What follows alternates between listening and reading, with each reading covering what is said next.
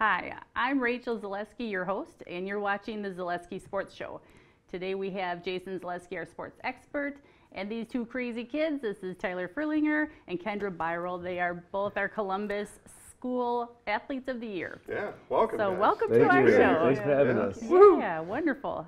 So on today's show, we are going to be discussing nationally the British Open, the U.S. men's national soccer team.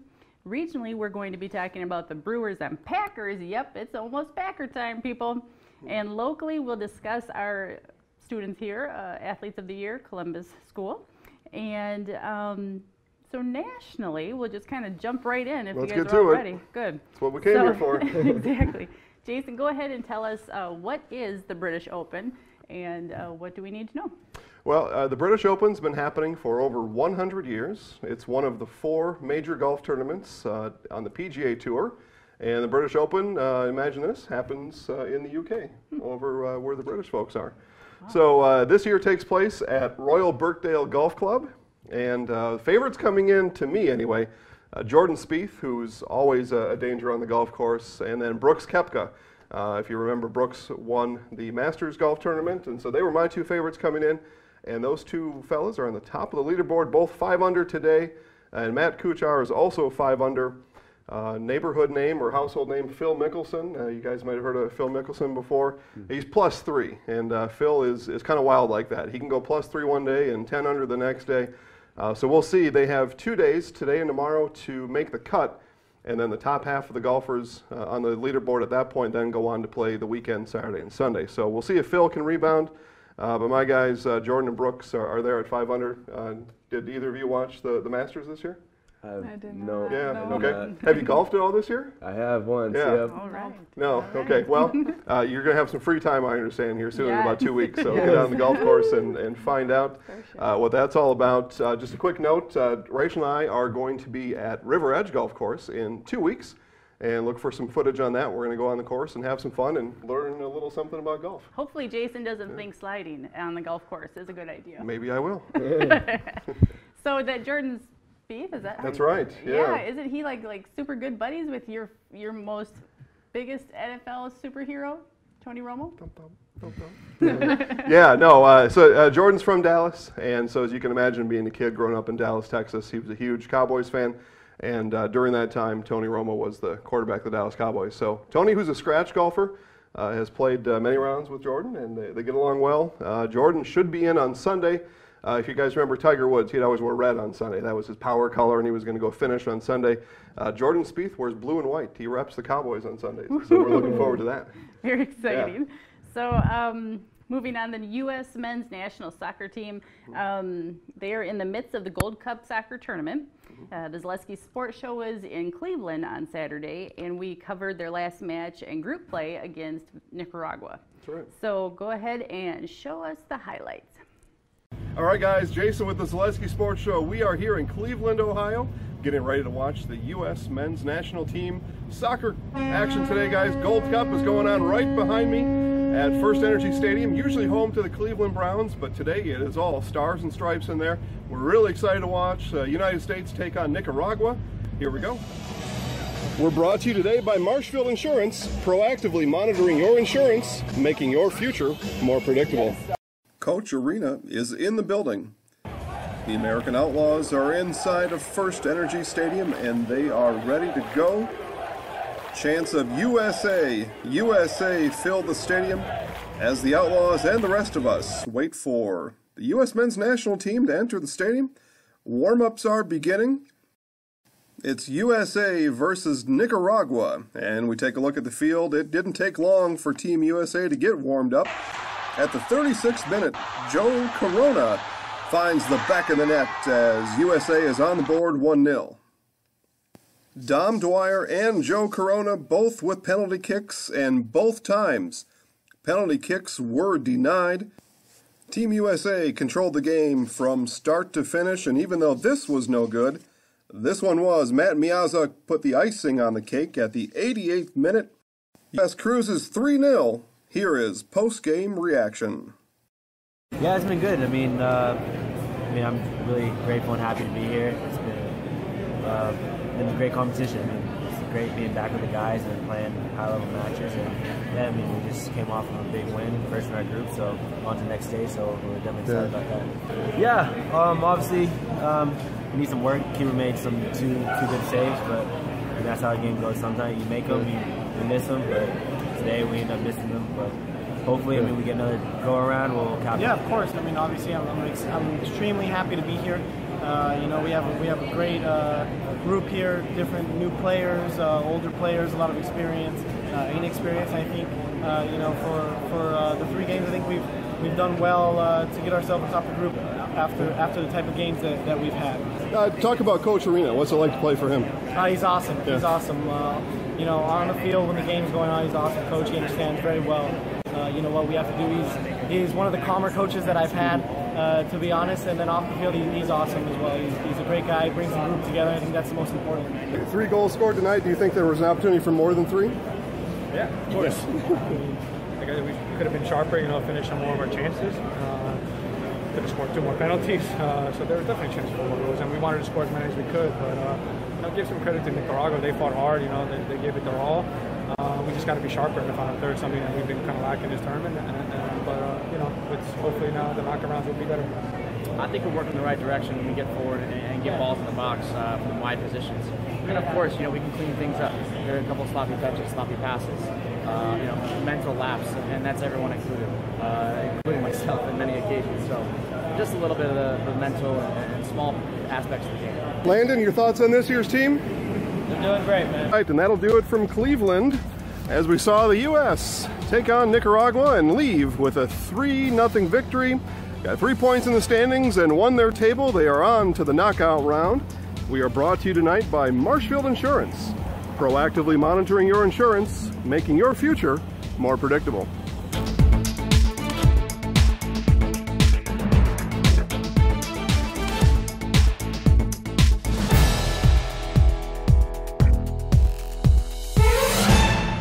What an excellent match. We all had a wonderful time. I brought my son to that game, and we sat in the crowd, the area where you saw like the shoddy footage of the goal. It was a fun time. The crowd was amazing. I saw there was people in that American Outlaw group, like the mega fans. They were throwing beer after each goal, and just, oh, it was just a fun time. And it was a beautiful day. The weather was nice. Their stadium could use some improvement, but we did have a fun time together as a group going to that game. Yeah, right. So video credit to Trevor Zaleski for that first goal. Good Certainly job. liked, Good job, son. Nice job. Maybe you've got a future here. Who knows? We'll see.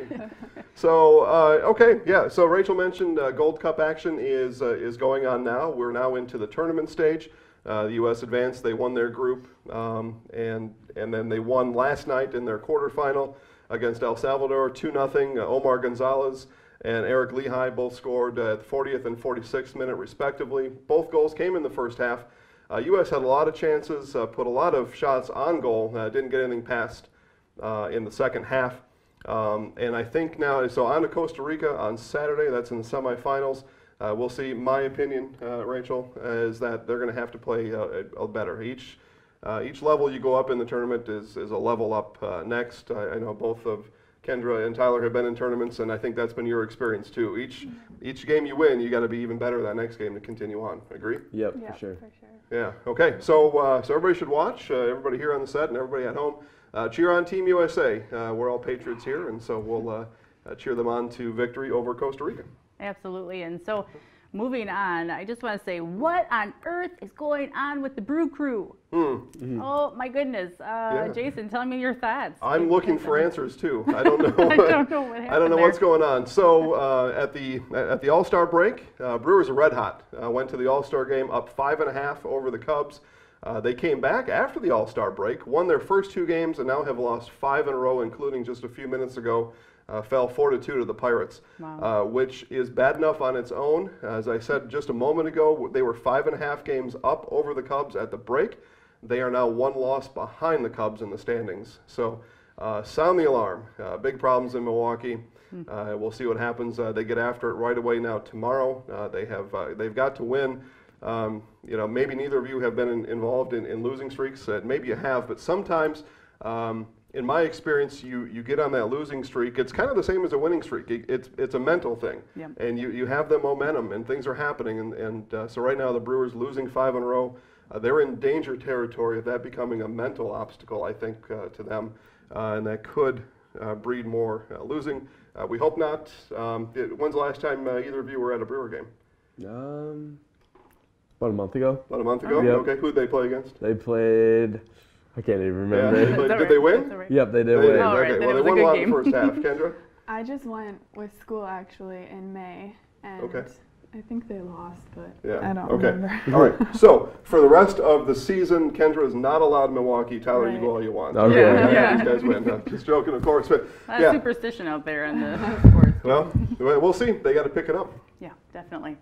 So because the Brewers aren't doing so great, Mm-hmm. go ahead, Jason. Tell us your thoughts on the Packers. Now, is football coming soon? Are we excited? Football's coming, absolutely. Packers enter training camp on July 27th. That is 1 week from today, as we sit here on July 20th.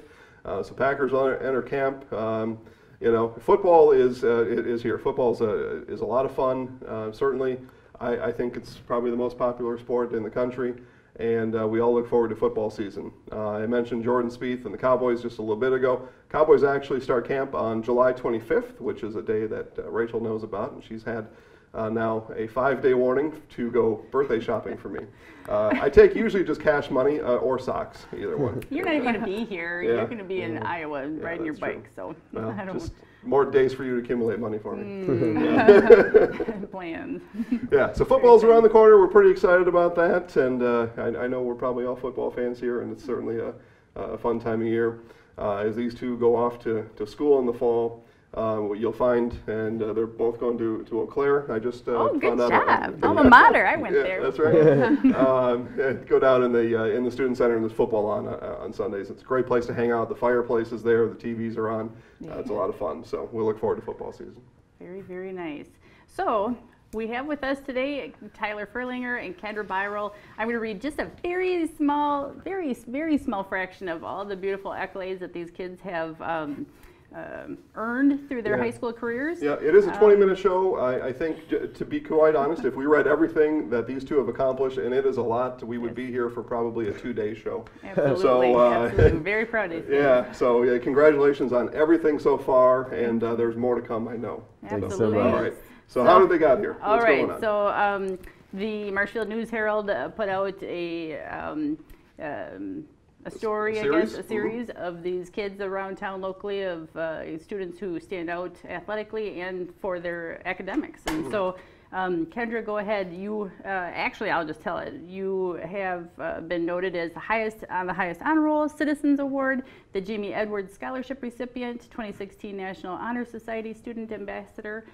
Very amazing. And then we also have Tyler, who's also been on the honor roll every year here in high school. He is first team all-conference, player of the year, and all-state player in basketball. Just during his senior year. Just in his senior year alone. Wow. So amazing. Yeah, we got a class for that for sure for both of them, and that is, and like Rachel said, that is a snippet. Into their life so far. So yeah, very, very proud of you kids. So good job. Thank you. Thank you. all right, well let's dig in here a little bit. So Kendra had a lot of fun playing volleyball during high school. Maybe just take us back that first time you played volleyball and how that interested you to do that as well as you did. It's really funny actually. In 6th grade, my mom was like, Kendra, you have to go out for volleyball. I played volleyball in high school. Like, you just have to do it. And I actually didn't even want to. I didn't even really know what volleyball was at all. But I went and I just kind of like fell in love with it right away.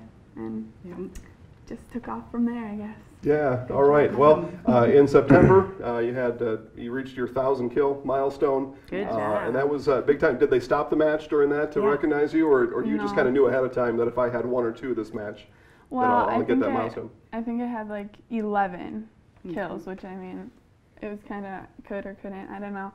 But I knew like the crowd was counting down, so I knew it was coming, and then I got it, and then I actually had to go serve right away, so they didn't really stop the game at all. But no confetti fell from the ceiling, balloons. No. You could have just like paced around back there for a while. I could have. You could let that first ball drop and just. Yeah.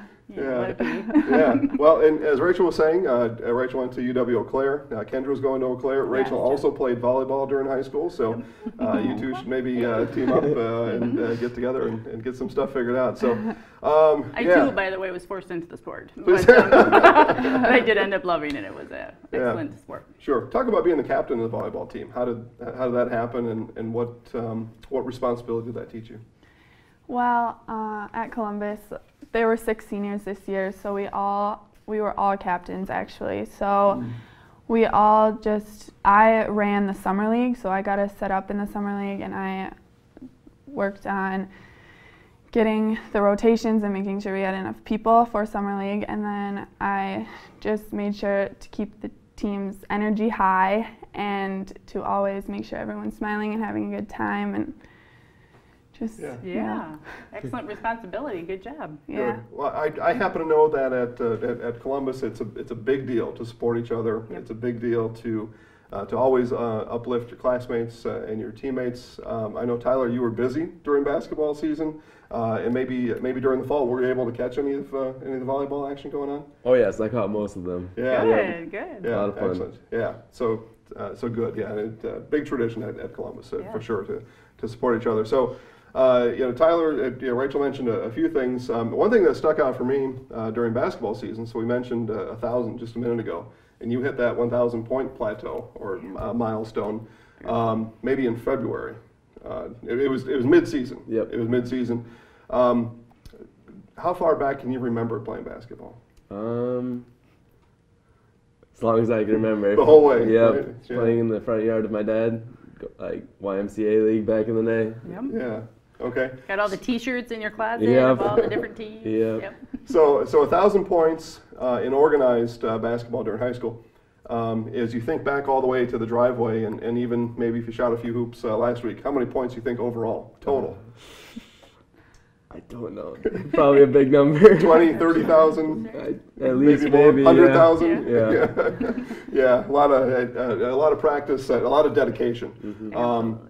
And I know Rachel and I were fortunate enough to visit basketball practice a couple times and saw you guys practice hard. As you sit here now and you talk to the teammates now that you've left behind, right? The incoming seniors, juniors, even kids, maybe they're in grade school right now. Yep. What can you tell them about practice, and how important is practice to get to the game? Just make sure you listen. The coaches know what they're doing, every single one of them. So if they're telling you something, make sure you listen hard. Yeah. Okay. Yep. And then what about time? So there's organized practice, Yep. right? And then there's staying after practice, and then there's even practicing during the off season. Mm-hmm. How important is that? And is that something that you certainly would encourage everyone else to do too? Oh yes, I definitely encourage it. Like that's how you get your team to gel together. So when it comes to the season, you can kind of get into the swing of things right away. Right. So it's just less time, I guess. So. Yeah. Okay. So how do you know when the coach is really trying to tell you something or teach you something versus maybe taking it personally or feeling like, oh, he's yelling at me again. Oh, what did I do wrong, or why can't I get this? You just kind of have to know that the coaches just want what's best for you. Sure. So if they're telling you something, they're trying to make you better. So it's simple as that, I guess. How about you, Kendra? Do you ever take it personally or feel like, oh, No, what am I doing wrong? like Tyler said, you have to know that they have your best interest in mind, and their goal is to make you the best player that you can be. Okay. Do they ever kind of come to you after the practice or game and say, I'm not trying to be hard on you, I just want you to do well? You just kind of know You just that. know it? Mm-hmm. Yeah. Many years of playing. Right. Mm-hmm. Yeah.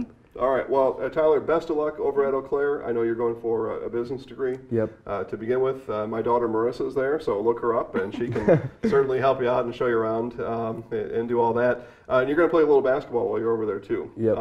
Now, is that are you walking on, or have they invited you to play there? They invited me to play there. Yeah. Yep. Good Nice. job. Good Okay. job. Yeah. Well, good. All right. And then Kendra, going for business marketing. What about business marketing? What kind of job do you think that is later on? Well, I'm going in undecided with the emphasis in business as of right now, and my goal is just to I don't really know.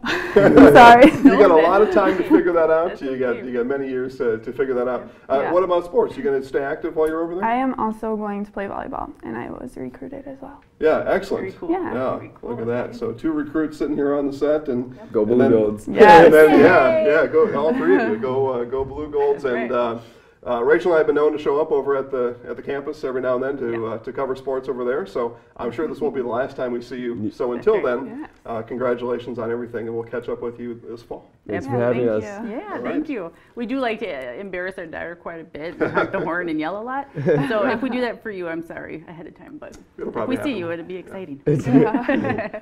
So moving on, other things to do around town. Some people just aren't into sports, so there are other things going on. We have Jason and I are both going to be tomorrow night at the Marshfield Motor Speedway for Zaleski Sports Show. We're going to be covering the race. Yeah, which is a sport as a sport can be. So we're going to have a lot of fun doing that. And, Absolutely. And those folks, they're competing, they're sweating, they're Yes. working hard, Yes. and we look forward to going there tomorrow. Yeah, and that's at 7 p.m. So make sure if you're interested to come on down, say hi to us, and check out that race. Yeah. All right. Anything else good going on? No, actually, I'm Yeah, sure there's a that's lot of gonna wrap wonderful it things up, going right? on this weekend. But yes, I just appreciate you guys coming on the show today to be with us.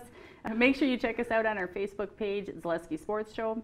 And then also follow us on Twitter. Our handle is Zaleski Sports. Thanks so much for watching. I want you all to have a good rest of your weekend and stay cool. Go Sports!